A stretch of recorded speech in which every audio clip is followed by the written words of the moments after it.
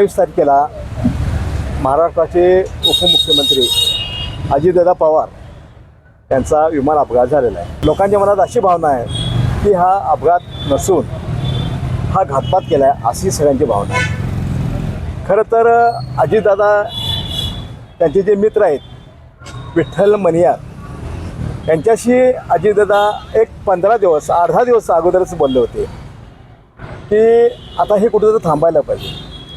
याचा अर्थ दादा एवढ्या उच्च पदावर असताना त्यांच्या मनात अशा पद्धतीची भावना येणं म्हणजे कुठंतरी काहीतरी त्यांच्यावर कुठून तरी दबाव होता किंवा ते थोडंसं अस्वस्थ होते।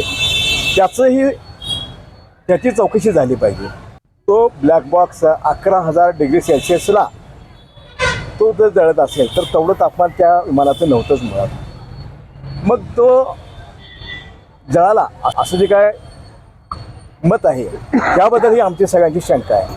आज रोहितदादांनी अख्ख्या देशभर या विरोधात आवाज उठवलेला आहे आणि त्यांच्या सगळ्या मतांचा विचार शासनाने करावा आणि त्याची सखोल चौकशी करून अजितदादांना न्याय मिळावा अशी आमची भावना। अजितदादा पवार यांचे जे विमान अपघात झालेला आहे ते विमान अपघाताची चौकशी झाली पाहिजे असे सर्व दलित संघटनेचे विचार आहेत। त्या विचारांचे सखोल चौकशी होऊन निर्णय। स्वर्गीय अजितदादांच्या मृत्यूच्या तपासाचा अहवाल हा लवकर येत नाही आहे।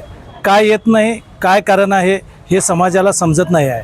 आणि विमान अपघात जो झालेला आहे या अपघाताची चौकशी किंवा त्या विमान प्राधिकरणाची जी चौकशी असते त्याला विशिष्ट कालावधी असतो, पण त्या कालावधीमध्ये देखील हे तपास यंत्रणा गतिमान होत नाही आहे। आणि ह्या महाराष्ट्र आणि देशावर जी शोककळा पसरलेली आहे याच्या उच्च दर्जाच्या कमिटीवर जागतिक लेवलवर तपासणी होऊन याची चौकशी झाली पाहिजे आणि महाराष्ट्रातल्या जनतेला न्याय मिळाला पाहिजे।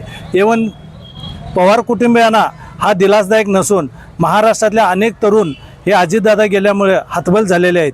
त्यामुळं याची चौकशी लवकरात लवकर होण्यासाठी आम्ही आज निवेदन केलेलं आहे। हा मुख्यमंत्री असा होता की माणसातला माणूस आणि लोकांचा नेता किंवा स्पष्ट वक्तापणा किंवा त्यांचं जे निखळ हास्य हे मला वाटतं महाराष्ट्र जनतेला किंवा अखंड मला वाटते भारत देशाला एक भावनात्मक त्यांना विचार करण्यास भाग पाडत होतं।